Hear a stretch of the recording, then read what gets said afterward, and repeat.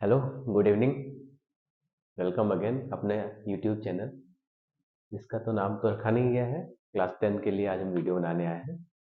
तो वीडियो में क्वेश्चन आज हम लोग सॉल्व करने वाले हैं।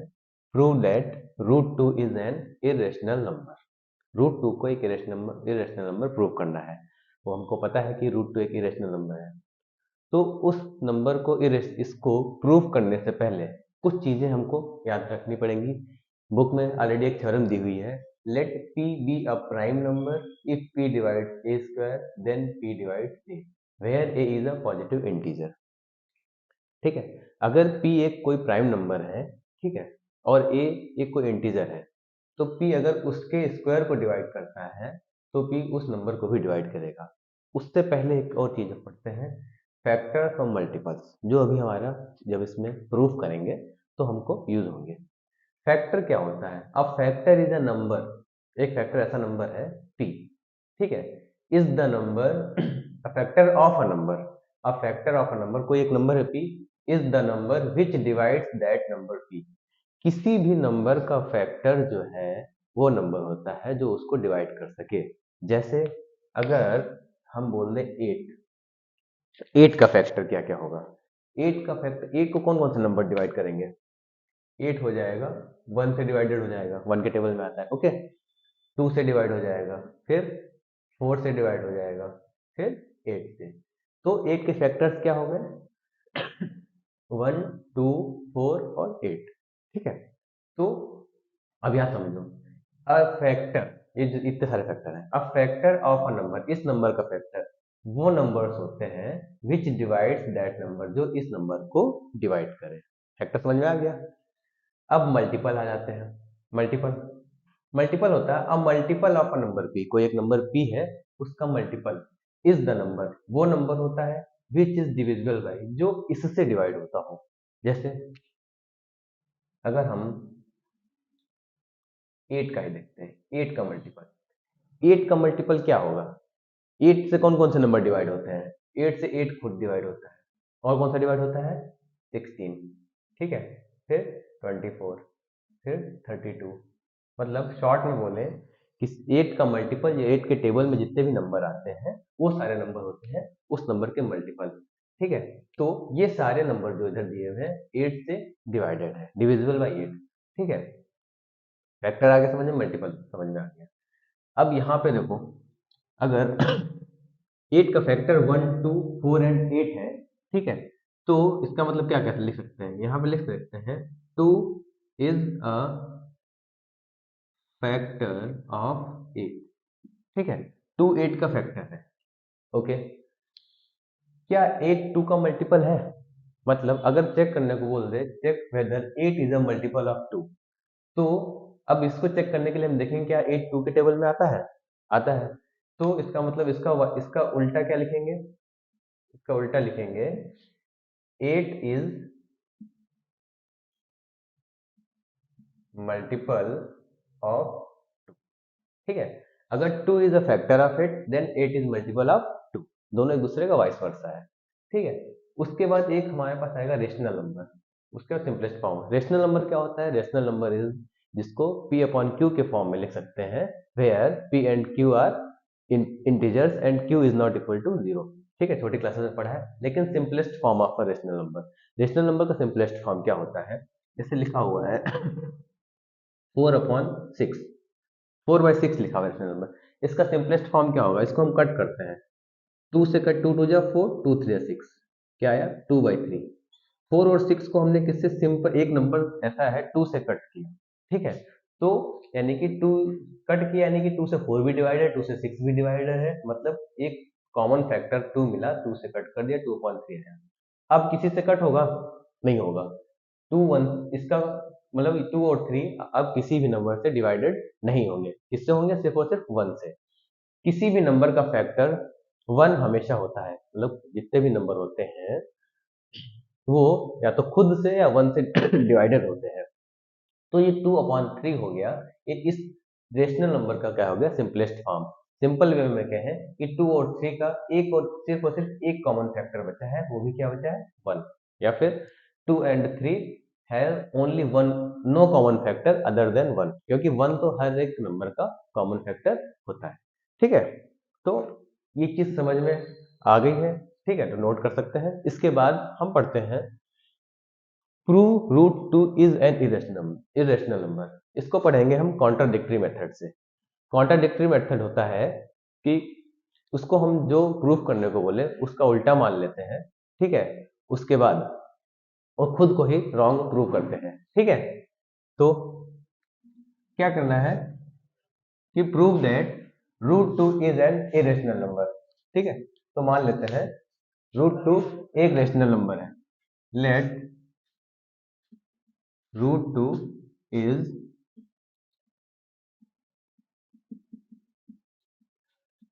Rational number. अब रूट टू को रेशनल नंबर माना है तो रूट टू को लिख देते हैं टी अपॉन क्यू के फॉर्म में लिख सकते हैं या a upon b. A upon b मान लिया, where a comma b are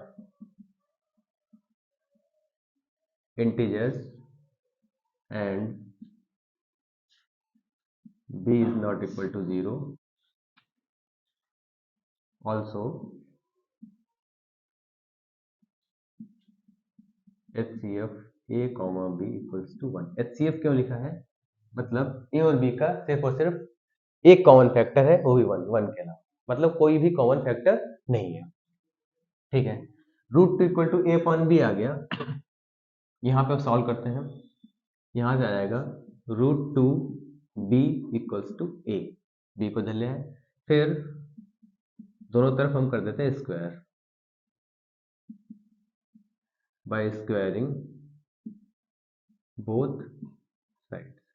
दोनों तरफ स्क्वायर करेंगे तो रूट टू का स्क्वायर होता है 2, बी का स्क्वायर हो जाएगा b square equals to a square. यहाँ से बी स्क्वायर की वैल्यू आ जाएगी ए स्क्वायर अपॉन 2। ठीक है, बी स्क्वायर की वैल्यू आ गई ए स्क्वायर अपॉन 2। इसका मतलब क्या हो गया? इसका मतलब ये हो गया कि 2 डिवाइड्स ए स्क्वायर। अब जब 2 ए स्क्वायर को डिवाइड करता है तो इस थ्योरम से अगर कोई 2 एक प्राइम नंबर है, अगर कोई प्राइम नंबर किसी भी इंटीजर के स्क्वायर को डिवाइड करेगा तो उस नंबर को भी डिवाइड करेगा। देयरफॉर 2 किसको डिवाइड कर, 2 डिवाइड्स ए ऑल्सो, 2 ए को भी डिवाइड करेगा। अब जब 2 ए को डिवाइड करेगा तो इसका मतलब क्या है, 2 ए का फैक्टर है विच डिवाइड्स दैट नंबर। अगर कोई नंबर किसी नंबर को डिवाइड करता है तो यहाँ से क्या हो गया कि 2 जो है ए का फैक्टर हो गया।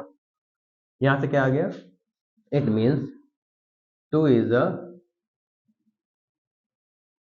Factor of A. 2 ए का फैक्टर हो गया। अब जब 2 ए का फैक्टर है, इसको स्टेटमेंट को इक्वेशन फर्स्ट लिख देते हैं। 2 इज फैक्टर ऑफ 8, तो 8 इज मल्टीपल ऑफ 2 आ गया था। तो यहाँ से 2 अगर ए का फैक्टर है तो ए क्या हो जाएगा, ए इज मल्टीपल ऑफ 2। ए जो है 2 का मल्टीपल हो गया, मतलब ए जो है 2 के टेबल में कहीं ना कहीं पे आएगा। 2 1 जा 2 2 जा 2 4 जा 2 8 जा, पता नहीं कितने टाइम से मल्टीप्लाई होगा बट आएगा। जब हमको पता नहीं कि 2 कितने टाइम से मल्टीप्लाई होके ए आएगा आंसर, तो मान लेते हैं ए इक्वल्स टू 2 से x टाइम में मल्टीप्लाई होता है। ठीक है, 2x जा ए। ठीक है, अब a की वैल्यू क्या आ गई 2x, फिर स्क्वायर कर देते हैं। अगर स्क्वायर करेंगे तो यहाँ से क्या आ जाएगा, A square equal to 4x square.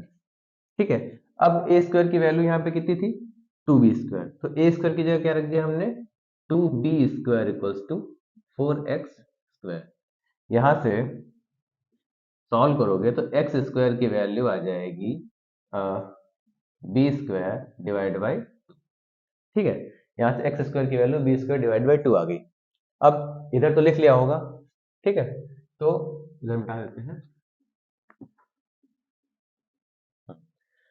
X square की value b square divide by 2 आई, इसका मतलब क्या हो गया, 2 जो है बी स्क्वायर को भी डिवाइड करता है ना, तो it means 2 divides b square. Therefore जो थ्योरम है, बाय थ्योरम किसी किसी में 1.3 है, किसी किसी में 1.2, नई बुक में 1.2 है, पुरानी बुक में 1.3 है। ठीक है, वहां पे लिख के by theorem 2 also divides b, 2 b को भी डिवाइड करेगा। ठीक है, मतलब 2 अगर बी को डिवाइड करेगा तो 2 क्या है, बी का फैक्टर है। इससे क्या कंक्लूजन निकलता है, 2 is a factor of b. ये स्टेटमेंट हो गया सेकेंड। अब फर्स्ट स्टेटमेंट क्या है, 2 ए का भी फैक्टर है, 2 बी का भी फैक्टर है। तो इससे क्या हुआ कि ए और बी का एक और कॉमन फैक्टर मिल गया। क्या मिल गया, 2, है ना। तो by first equation, first and second, क्या कंक्लूजन निकला, 2 is a common factor of a and b. लेकिन हमने यहाँ पे क्या माना था, ए और बी के कोई भी कॉमन फैक्टर नहीं, एचसीएफ माना था। ए और बी का एचसीएफ 1 है, इसका मतलब क्या है, ए और बी के का 1 के अतिरिक्त कोई भी कॉमन फैक्टर नहीं है। बट हमने यहाँ पे प्रूव कर दिया कि ए और बी का एक और कॉमन फैक्टर है। ठीक है, तो इसका मतलब क्या आ गया, हमने जो एजम्पशन लिया है, जो हमने माना है कि 2 रेशनल नंबर है, वो खुद को वो हमने गलत किया है। तो यहाँ पे लिख लेंगे 8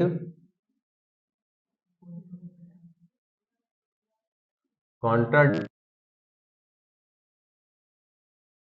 our assumption that A and B have no common factor other than 1।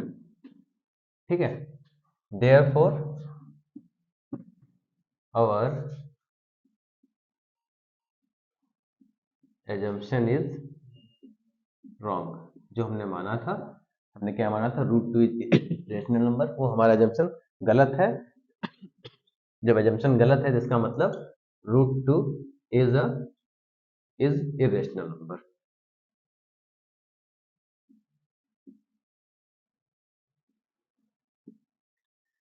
जिस तरीके से √2 इरेशनल प्रूफ हुआ है, उसी तरीके से √3 भी होगा, उसी तरीके से √5 भी होगा, उसी तरीके से √7 भी होगा।